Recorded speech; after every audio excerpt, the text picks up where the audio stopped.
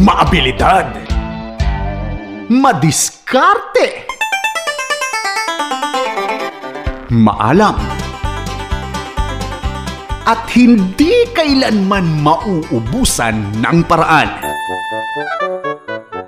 Yan ang Utak Langgam! Tampok ang samut-saring tips at iba't ibang techniques na hatid ni Jo Cabrera Alabastro. Ice cream! Ay, ang sarap ng ice cream. Dahil unti-unti nang nararanasan ang mainit na panahon, ramdam mo ang pagkain ng ice cream.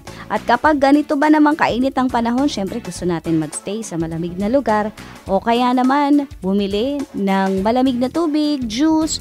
Syempre, nahanap-hanap mo ang ice cream.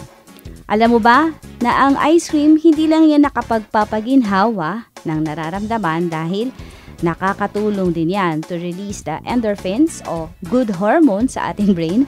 Mood enhancer din ang ice cream. Kaya diba sumasaya ka agad kapag kumain ka ng ice cream? Napapa, sarap ng ice cream talaga. Pero, tandaan, ang ice cream mataas sa sugar yan ha kung ikaw ay diabetic o may mga sugar concerns. At ang dairy product dapat i-check bago kainin. Madali lang naman malaman kung sira na o pwedeng kainin. Una, check mo yung best before date.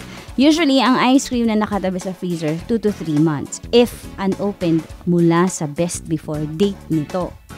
Kung nabuksan o nabawasan na at ipinasok mo ulit sa loob ng freezer, tatagal pa yan ng 1 hanggang 2 buwan. Wag na wag mong gagawin na iiwanan mo ang kutsarang pinagkainan mo ng ice cream sa loob mismo ng lalagyan nito dahil diyan magsisimula ang spoilage.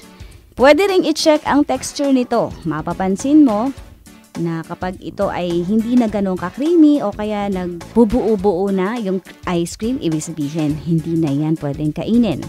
Para naman ma-extend ang shelf life nito, ilagay sa tightly closed container at para hindi magkaroon ng moist at contamination at agad na ibalik sa freezer.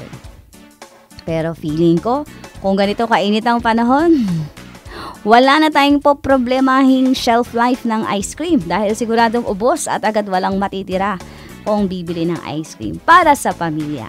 Ako ba si Jo Cabrera Alabastro, naghahanap ng paraan upang ang buhay ay mapagaan. Dito yan sa Utak Langgam.